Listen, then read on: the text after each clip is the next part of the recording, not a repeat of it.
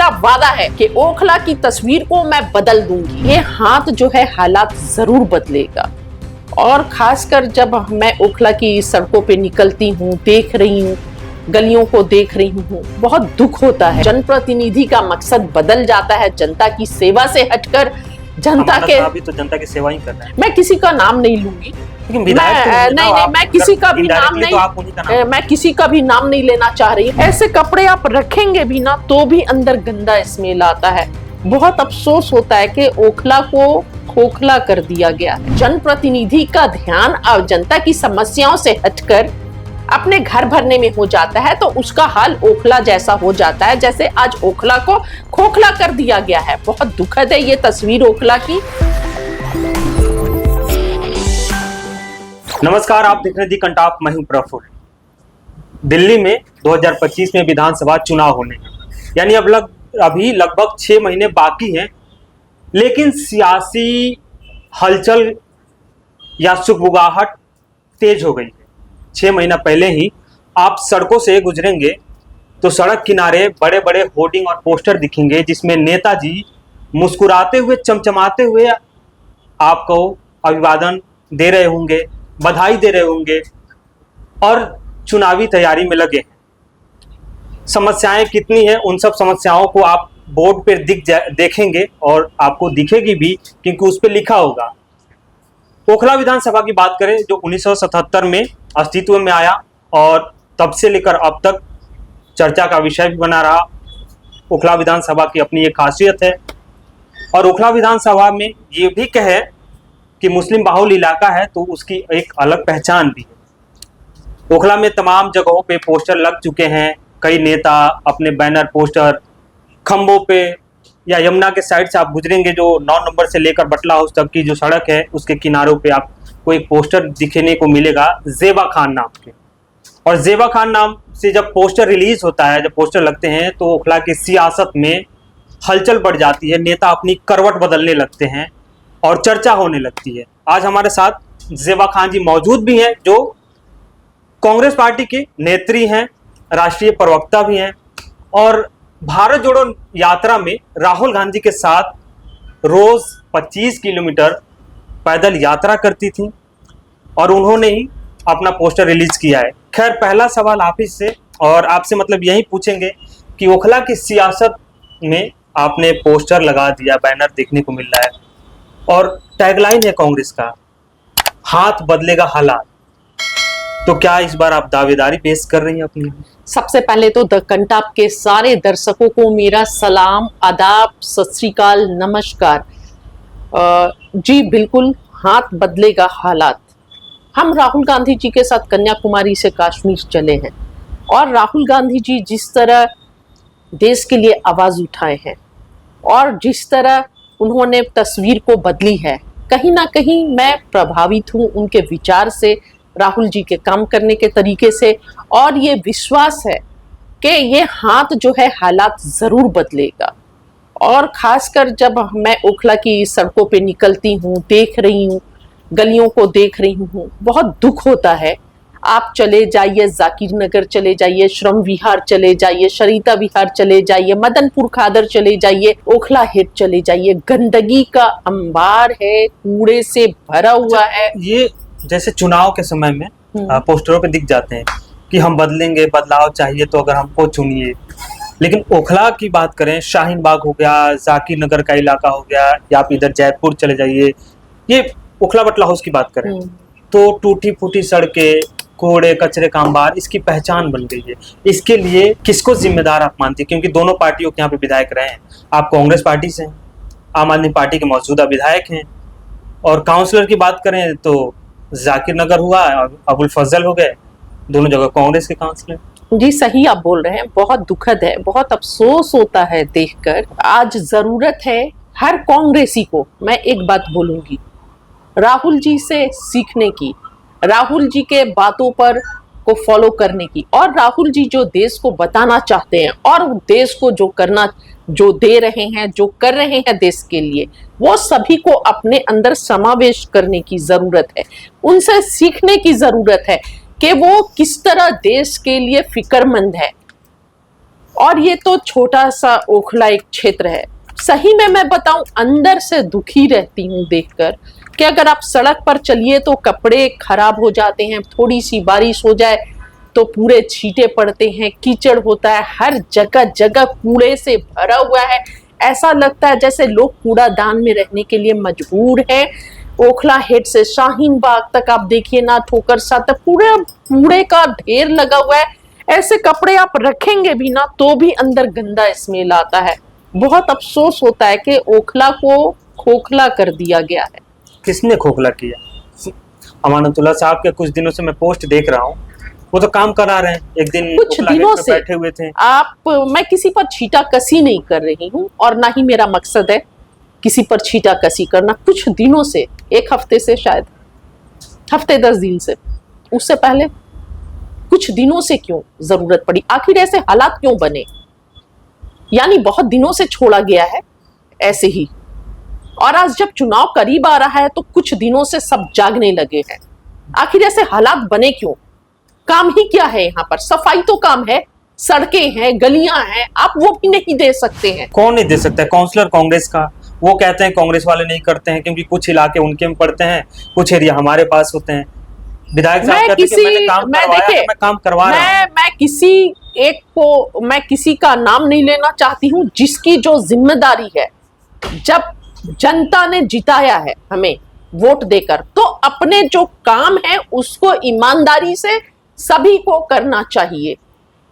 ईमानदारी से, जब जनता ने वोट दिया है तो जनता का कर्ज हो जाता है हम पर, और उस कर्ज को हमें काम करके अदा करना चाहिए, कर्ज नहीं रखना चाहिए। तो बहुत हालात खराब है, ओखला को खोखला कर दिया गया है। बहुत दुखद है ये तस्वीर ओखला की। अगर हम सीधे और साफ शब्दों में कहें या पूछे आपसे कि इन समस्याओं का समाधान कैसे हो, क्या करना चाहिए? देखिए, एक निष्ठा, कर्तव्य के प्रति ईमानदारी। जब कर्तव्य के प्रति ईमानदारी होगा और पब्लिक के लिए आपकी अकाउंटेबिलिटी होगी, आप समझेंगे कि ये हमारे लोग हैं, हम अपने घर को भरने के लिए पदों पर नहीं आए हैं, हम जनता की सेवा करने के लिए आए हैं। एक जनप्रतिनिधि जनता बनाती है चुनकर, अपने घरों को भरने के लिए नहीं बनाती है। कोई भी हो, वो जनता की सेवा के लिए बनाया जाता है और जनता अपने सेवा के लिए बनाती है। अगर जब जनप्रतिनिधि का मकसद बदल जाता है जनता की सेवा से हटकर जनता के, अभी तो जनता की सेवा ही कर रहे हैं। मैं किसी का नाम नहीं लूंगी, मैं किसी का भी नाम नहीं, मैं किसी का भी नाम नहीं लेना चाह रही हूँ। मैं एक नॉर्मल सी बात बता रही हूँ किसी भी जनप्रतिनिधि के लिए। जब जनप्रतिनिधि जनता बनाती है चुनकर, तो अपने घर भरने पर ही फोकस रहता है, जनता की समस्याओं पर।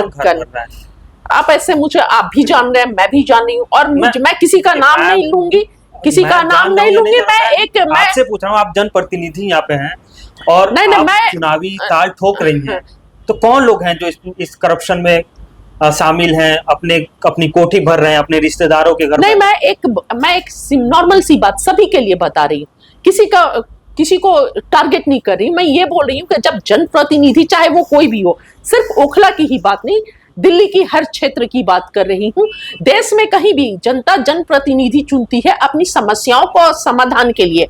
और जब जनप्रतिनिधि का ध्यान जनता की समस्याओं से हटकर अपने घर भरने में हो जाता है, तो उसका हाल ओखला जैसा हो जाता है, जैसे आज ओखला को खोखला कर दिया गया है। बहुत दुखद है ये तस्वीर ओखला की, और ओखला वासी जिस तरह जिंदगी गुजारने के लिए मजबूर है, बहुत खराब लगता है।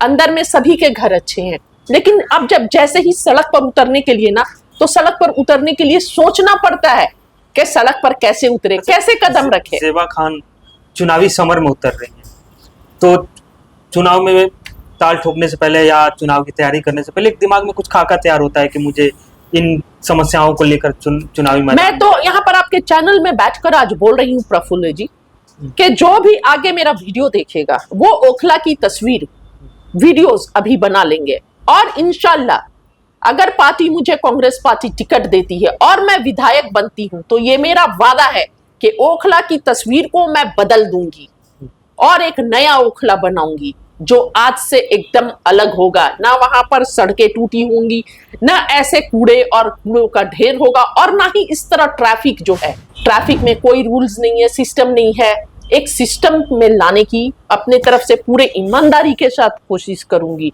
और हम मेहनत कश लोग हैं, मेहनत करके आज यहाँ तक आई हूँ, और लोगों की खिदमत करना ही एक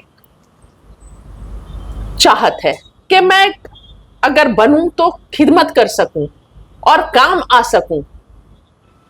अच्छा, एक समस्या और यहाँ पे है जो आसपास जो डेमोलिश हो रहा है, डेमोलिश हो रहा है, तो उसमें शिकायत है जनता की कि जितने भी यहाँ पे नेता हैं वो बड़े हों, छोटे हों, विधायक हों, काउंसलर हैं, कोई नहीं गया उनके पास, बहुत कम लोग पहुंचे उनके। सही बात है, बहुत दुखद है जो डेमोलिश हो रहा है। आप एक चीज देखिए, दिल्ली के 70% तो जो प्रॉपर्टी है सब अनऑथराइज्ड है, लेकिन ओखला में ही इतना डेमोलिश क्यों हो रहा है? ये बहुत बड़ी समस्या है और अच्छा नहीं लगता है। अगर एक बिल्डिंग डेमोलिश होता है तो आप समझिए उससे बिजनेस पर कितना इफेक्ट पड़ता है। एक तो जो बिल्डिंग बुकिंग होती है वो कम हो जाता है, और इतने थोड़े थोड़े पैसे जमा करके कोई परिवार एक प्रॉपर्टी लेता है और उसके बाद से डेमोलिश कर दिया जाता है। समझिए उस परिवार के दिल पर क्या गुजरती होगी जो एक एक रुपए जोड़कर अपना आशियाना बसाता है। बहुत अफसोस की बात है, बहुत दुखद है ये। एजुकेशन को लेकर आम आदमी पार्टी का दावा है कि हम बहुत बेहतरीन काम कर रहे हैं, लेकिन इस इलाके की बात करें टोटली नेग्लेक्ट है, टोटली नेग्लेक्ट है। वहाँ पे लाल स्कूल को अच्छा बना दिया गया। सिर्फ स्कूल को अच्छा बना देने से और मीडिया में भेजने के लिए उससे नहीं होता है। धरातल पर जनता को कितना फायदा हो रहा है वो मैटर करता है। देखिए, ये दिल्ली की जनता ने देखा है, जो कांग्रेस के समय में दिल्ली का विकास हुआ था वो विकास आज कहीं खो सा गया है, और वो विकास से दिल्ली मरहूम है। कहाँ झीलों का शहर बोले थे अरविंद केजरीवाल जी बनाने के लिए, और आज देखिए मतलब आधा घंटा बारिश हो जाए ना तो पूरा झील ही झील बन जाते हैं चारों तरफ। बाटला हाउस में आप खड़े हो जाइए सड़क पर, 15 मिनट बारिश काफी, आपके आधे पैर तक पानी आ जाती है। चलने के लिए सोचना पड़ता है, ड्रेनेज सिस्टम नहीं है, कूड़े लगे हुए हैं, नाली गंदी है, मक्खियां भिनक रही हैं, पूरे कीचड़ से भरे हुए हैं, हर जगह की यही हालत है। और समस्या है, शिक्षा समस्या है, बच्चों को अच्छी शिक्षा चाहिए। सीवर की समस्या बहुत है, बहुत ज्यादा सीवर की समस्या। और एक चीज देखिए, सड़क तो हमेशा टूटे ही रहते हैं, बन जाते हैं फिर तोड़ के छोड़ दिए जाते हैं, और जब सड़क टूटती है तो उसमें पाइपलाइंस भी, जो घर तक पानी का जाता है, पाइपलाइंस भी टूट जाते हैं। दिक्कत कहाँ है? देखिए, पार्टी आम आदमी पार्टी के जो विधायक हैं, आप आम आदमी पार्टी सरकार की बात करें, वो काम कर रही है, कहती है कि हम काम कर रहे हैं, हर घर जल पहुंचा रहे हैं, बिजली फ्री कर दिए, तो फिर ओखला की हालत को देखकर आप समझ सकते हैं कि क्या काम हो रहा है। अगर ओखला की हालत अच्छी होती तो हम समझ सकते थे काम हो रहा है। हर घर में वही समस्या है, हर घर वही समस्या, हर गली में वही समस्या है, हर क्षेत्र में वही समस्या, चाहे मदनपुर खादर हो, श्रम विहार हो, सरिता विहार हो, जाकिर नगर हो, अब्बुल फजल हो, ये समस्या है, हर चुनाव में चर्चा का विषय बनती है, लेकिन चुनाव खत्म होते फिर वो 4-4.5 साल तक। देखिए प्रफुल्ल जी, मैं भी यहीं पर हूँ, आप मेरा इंटरव्यू आज से नहीं करे, कितने साल पहले से करे? बताइए तो। नहीं बता दीजिए ना। बहुत मैं तो जब से ज्वाइन किया तब से जानता हूं। तब से आप मुझे जान रहे और इंटरव्यू कर रहे हैं, तो मैं भी यही हूँ, आप भी यही हैं, ठीक है? कभी भी आ जाइएगा, जाकिर नगर में मेरा घर है, 11 नंबर गली में, आप जानते हैं, ठीक है? और मुझे पकड़िएगा। और हम ईमानदार लोग हैं, देश के लिए फिक्र करते हैं, आवाज हमने उठाई है, मोदी सरकार के हर जुल्म पर हमने आवाज उठाई है। तो क्या मुझे हमारी गलियों का, अगर मुझे वोट देकर हमारे लोग जिताएंगे अपनी बहन को, अपनी बेटी को, तो क्या हम ओखला को छोड़ देंगे? जो महिला किसान आंदोलन में 13 महीने संघर्ष कर सकती है, जो महिला कन्याकुमारी से कश्मीर पैदल चल सकती है, मोहब्बत की दुकान को खोलने के लिए, देश के हालात को बदलने के लिए राहुल गांधी जी के साथ कदम से कदम मिलाकर, तो क्या वो ओखला एक कॉन्स्टिट्यूएंसी है? कह रही हैं, मैं एक मिनट, तो ये कॉन्स्टिट्यूएंसी की हालत हम नहीं बदलेंगे? आप कह रही है कि जो कश्मीर से कन्याकुमारी तक चल सकती है, कन्याकुमारी से कश्मीर, और किसान आंदोलन में रह सकती है, यही स्टेटमेंट मैंने एक दिन बात की थी यहाँ पे जो अवाम है उनसे, और अमानत साहब के बारे में, तो उन्होंने कहा कि उनको परेशान किया जा रहा है, वो भी कौम के नाम पे। यानी आपको पता है कि मैं क्या कहना चाह रहा हूँ। तो आप भी वही बात कर रही हैं, वो भी वही बात कर रही है, तो फिर कह रहे हैं, तो आपको क्यों चुने जनता? उनको क्यों ना फिर दोबारा मौका दे, या फिर तीसरे को क्यों ना देखे? आप देखिए, ये तो जनता के ऊपर डिपेंड करता है कि वो किसे चुनेगी, और जनता को ही ये फैसला करने दीजिए। जनता फैसला करे सोच समझ कर कि उनके बीच में ये बहन है, उनकी बेटी है।